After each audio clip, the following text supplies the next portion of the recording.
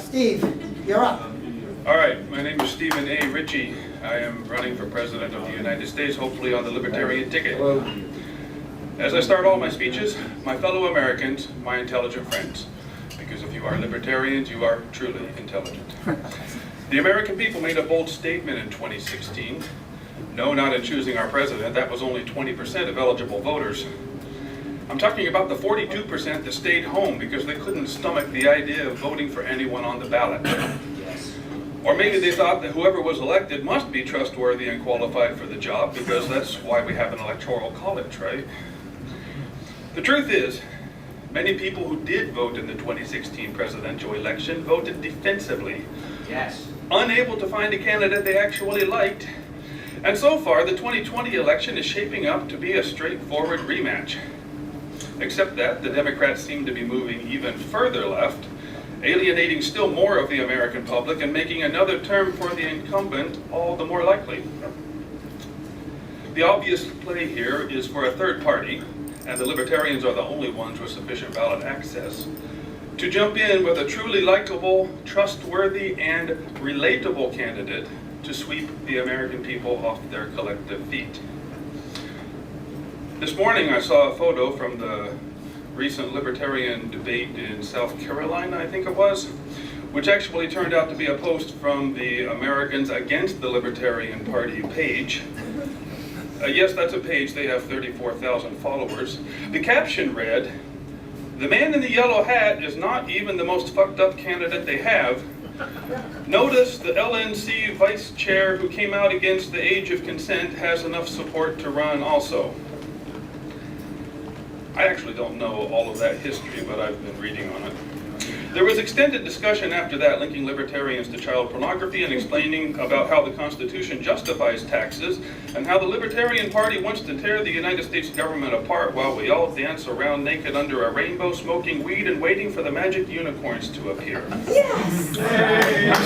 I'm serious. That was all there in one post. We all know that taxation is theft. Thank you, Dan Behrman. That's the guy in the yellow hat, by the way. We all know that drugs should be legalized, and it's not about making it cheaper for all of us to get high. We all know that our government has no business educating or raising our children based on the job they've done so far. And we all know that any contract established between consenting adults should not ever be illegal. I actually agree wholeheartedly with Adam Kokesh's plan of dissolving the federal government from the top down. But what we don't seem to understand, and the brick wall that the Libertarian Party insists upon ramming its head into, is that Americans have been intentionally addicted to government control of their lives. Does anyone here smoke? I used to smoke. Yep. If you want to piss off a smoker, try telling them they should quit. You ever got a good reaction from doing that? Even telling them about the chemicals they're ingesting which could cause permanent harm or death won't make them put down their cigarettes. I was able to quit smoking when a little girl that I loved very much started going outside with me, rain, shine, or snow, and telling me she didn't hate me for smoking, but she couldn't understand why I was trying to kill myself, and was it her fault? I smoked for 10 years and lashed out angrily at anyone who criticized me. The American people have been addicted to government control their entire lives. And when the Libertarian Party suggests that the American people are being victimized and they should be liberated, they freak out. A person who has never tasted liberty cannot comprehend liberty. And so the Libertarian Party is caught in a paradox of their own making. Most addicts want to quit. But if cold turkey served with a large helping of hostility is the only option, it will never happen. The Libertarian Party needs to win the White House to accomplish the changes America needs. The voters we need to win the election are looking for a candidate who can relate to them. The strongest advocate for the principles of the Libertarian Party, however, is likely to be viewed by many as a radical. Here's how it goes. Democrats are way over here on the left and moving further left all the time. Republicans are way over here on the right. Libertarians are in a different dimension. honestly. We're up here somewhere. It makes like a triangle. But the voters, the people who are not convinced, the people who don't want to vote for the radicals on the left and the right, they're right here in the middle.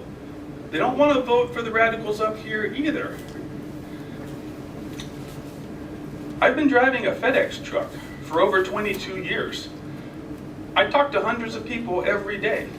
I've lived in 6 different states. I've visited 43 of them in total. I've been to 8 foreign countries, maybe more, I don't remember. And even though I was born and raised in the Midwest, I'm now thriving in the multicultural environment of Hawaii. And if you think about it, I drive a FedEx truck on the north shore of Oahu, the surfing capital of the world. Every day, I'm driving up and down 25 miles of prime surfing beaches, enjoying the sun, the sand, the mountains, the ocean, the bikinis. I get paid to do what most people only do on their vacations.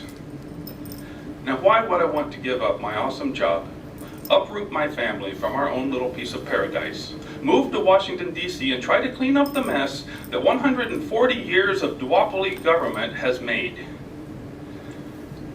Because our government is getting bigger every day, and the American people are becoming more and more dependent on its services every day, my children aren't likely to enjoy the same freedoms I had, and very likely will end up with a lower standard of living. The American people must be freed from their addiction to big government, and it must be a subtle and compassionate move. Liberty cannot be wielded as a club. It is only a doorway. And our job as libertarians is to open the door and allow others to choose when and how they wish to enter. I've been told that I have no idea what I'm getting into. I visualize a clear path to the White House that others see as fraught with danger and impossible to follow. But I see even more danger in remaining where I am. Robert Jarvik once said, "Leaders are visionaries with a poorly developed sense of fear and no concept of the odds against them." Well, I guess it's true then. I don't know what I'm doing because I don't see the odds as being impossible. I'm fine with that assessment. And if the Libertarian Party is truly ready to win the 2020 election, I'm ready to lead us to the White House. My name is Stephen A. Richey. Thank you very much. Thank you, Steve.